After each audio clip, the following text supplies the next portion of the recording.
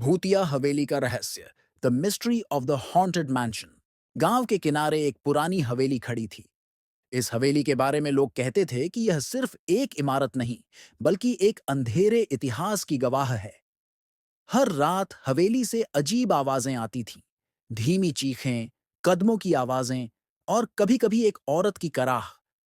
कई सालों से यह हवेली वीरान पड़ी थी, लेकिन कोई भी इसके पास जाने की हिम्मत नहीं करता था। लेकिन एक दिन एक युवा लड़का, रोहन, जो हर चीज को अपने तरीके से समझने का आदी था, ने इस रहस्य को सुलझाने का मन बना लिया।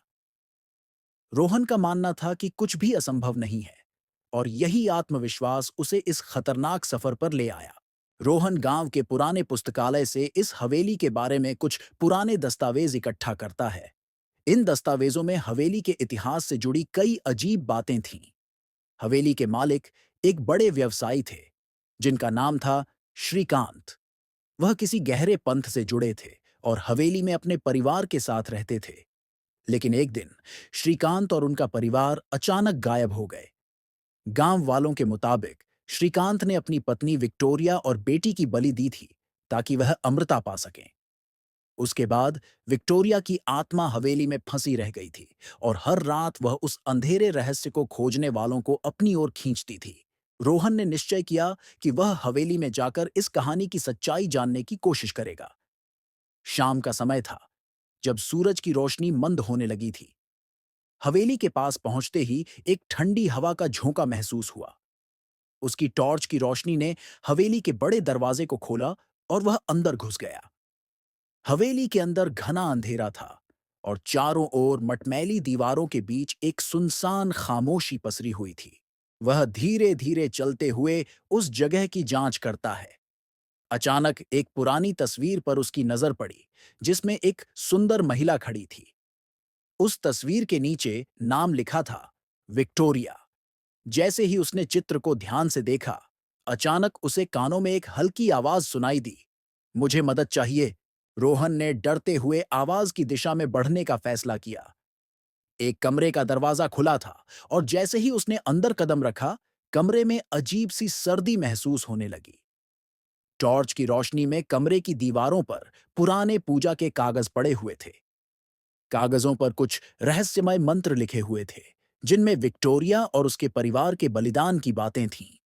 तभी अचानक कमरे के बीच में एक हल्की सी रोशनी चमकी। रोहन ने ध्यान से देखा, और सामने विक्टोरिया की छवि उभर आई। एक सफेद साड़ी पहने हुए, आंखों में दर्द और डर लिए हुए। उसकी आंखों में गहरी व्यथा थी, जैसे वह सदियों से किसी चीज के लिए इंतजार कर रही हो। विक्टोरिया ने धीरे से कहा, मुझे मुक्त करो, मेरी आत्मा को शांति चाहिए। रोहन ने कंठ से कहा, तुम किससे परेशान हो? मैं तुम्हारी मदद कैसे कर सकता हूं? विक्टोरिया ने दुखी होकर कहा, मेरे पति ने मुझे और मेरी बेटी को बलि चढ़ा दिया था, ताकि वह अमृता पा सकें। वह पंथ का हिस्सा थे, और उनका जादू मुझे यहां बांध कर रखे हुए है। अगर तुम मेरी मदद करोगे, तो मेरी आत्मा को शांति मिलेगी। रोहन ने उसकी बातों को ध्यान से सुना, और समझा कि विक्टोरिया की आत्मा को शांति तभी मिल सकती थी, जब वह उस पंथ के काले जादू को खत्म कर दे।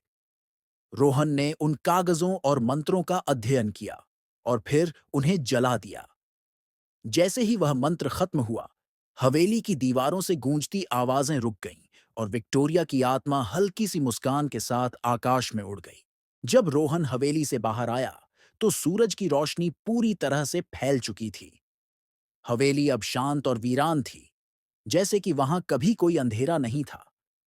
गांव वाले जो इस हवेली से डरते थे, अब यह जानते थे कि उसका रहस्य सुलझ चुका था। विक्टोरिया की आत्मा को शांति मिल चुकी थी, और हवेली को अब कभी नहीं सताया जाएगा।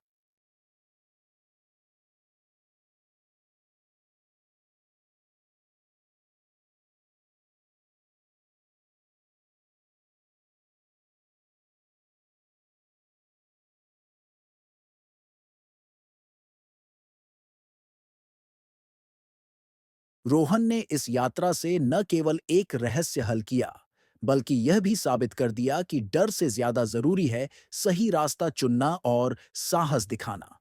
अब हवेली एक आम जगह बन गई थी, लेकिन उसकी पुरानी कहानियां और विक्टोरिया की आत्मा हमेशा उस जगह के इतिहास में जिंदा रहेंगी।